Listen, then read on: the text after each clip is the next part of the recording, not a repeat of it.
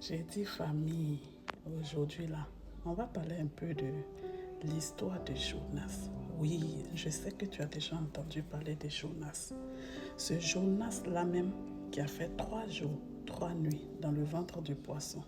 Ah oui, c'est de lui qu'on va parler aujourd'hui.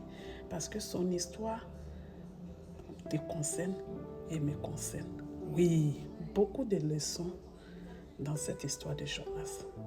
Alors, Jonas était un, comment je peux appeler ça,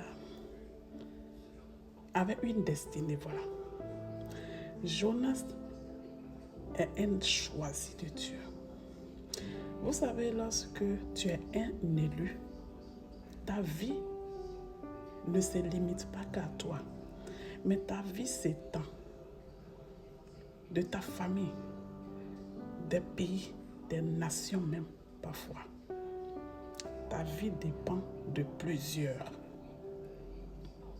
Alors, la parole de l'Éternel fut adressée à Jonas en ces termes. Jonas, va dans la ville à Ninive, annoncer que ma colère s'est levée contre eux, parce qu'ils font le mal, parce que leur abomination est montée jusqu'à moi. Voici Jonas qui dit, je ne suis pas allé à l'école, je ne sais pas m'exprimer. Le français, même quand je parle, je mélange tout. Je suis timide. Dieu même me connaissant sait très bien que ce qu'il me demande de faire là, mission ça là, je ne peux pas accomplir. Je suis mal placé pour accomplir cette mission. Alors qu'est-ce que Jonas va faire? Jonas voudra fuir sa prophétie, sa révélation. Alors, il prend un bateau.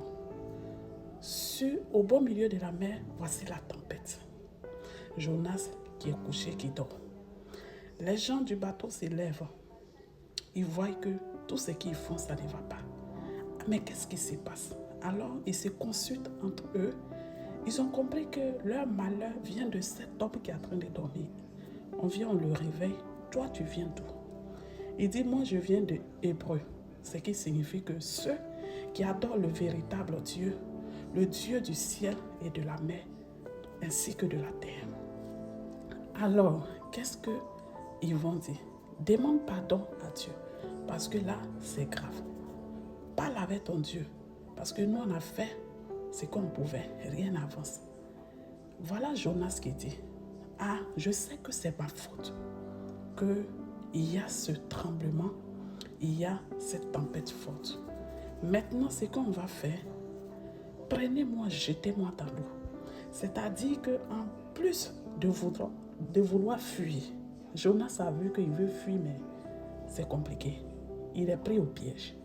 Alors il dit, jetez-moi dans l'eau. C'est-à-dire il accepte de mourir que fait l'œuvre de Dieu, que de parler à Dieu. Alors ces gens-là se sont dit quoi? On va essayer de faire ce qu'il faut. Peut-être qu'on arrivera à arrêter cette tempête et ce vent violent.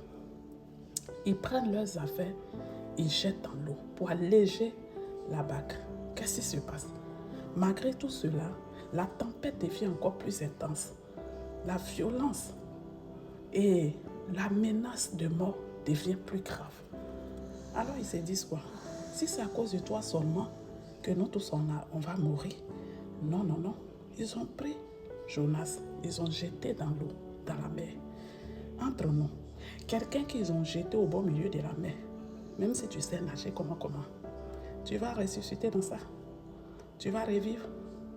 Alors Dieu a ordonné à un poisson de venir avaler Jonas.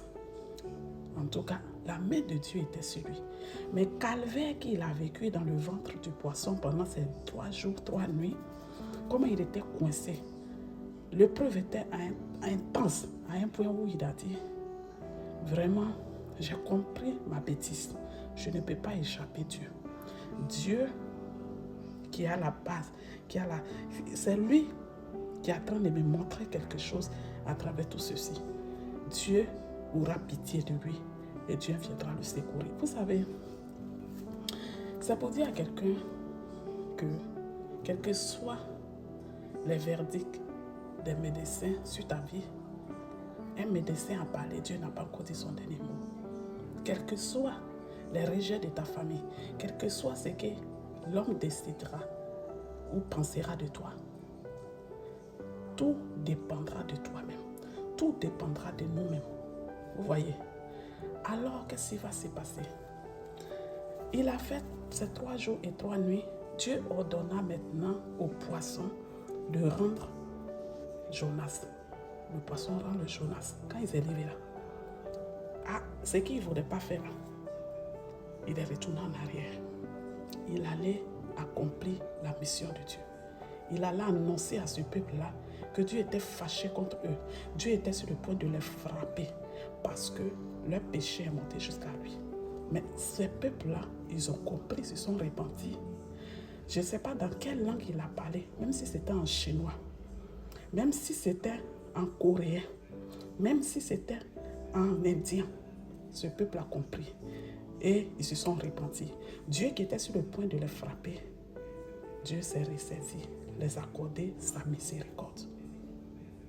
Bien vrai, quand on t'a dit que tu ne vas rien devenir, bien vrai, quand on t'a dit que toi là, ça fait 20 ans que tu souffres, retourne ta mémoire un peu en arrière. Qu'est-ce que Dieu t'a dit concernant ta vie? Ramène un peu ta mémoire en arrière. J'ai dit que, vous savez, il y a des uns et des autres. Lorsque ta vie dépend de toi seulement, il n'y a pas de souci. Si tu ne veux pas faire l'œuvre de Dieu, il n'y a pas de souci. C'est ça qu'on appelle le salut est personnel. Mais lorsque ta vie dépend d'un peuple, dépend d'une nation, dépend des nations, mon ami, tu as beau monter, tu as beau descendre. C'est ton temps que tu vas perdre pour rien. Parce que même lorsque tu vas appeler la mort ne te verra pas. Pourquoi? Parce que celui même qui a vaincu tout ça, si lui n'a pas dit oui, la mort peut faire quoi à ton égard? Ton cas là, personne ne pourra quoi que ce soit. Tu vas tourner en rond en fait. J'ai dit que, qu'est-ce que tu as compris dans cette histoire de Jonas? D'abord que Dieu, il est le Tout-Puissant. Parce qu'on ne peut pas se cacher de Dieu. La rébellion nous amène à perdre notre temps inutilement. Parce que, qu'on le veut ou pas, la mission de Dieu, ce pourquoi Dieu nous a fait appel, ce pourquoi Dieu nous a choisis et prédestinés, on va l'accomplir. Tu ne crois pas? C'est ce que j'ai compris. Partage-moi ton avis, ce que tu as compris dans ce message. Au nom de Jésus. Amen.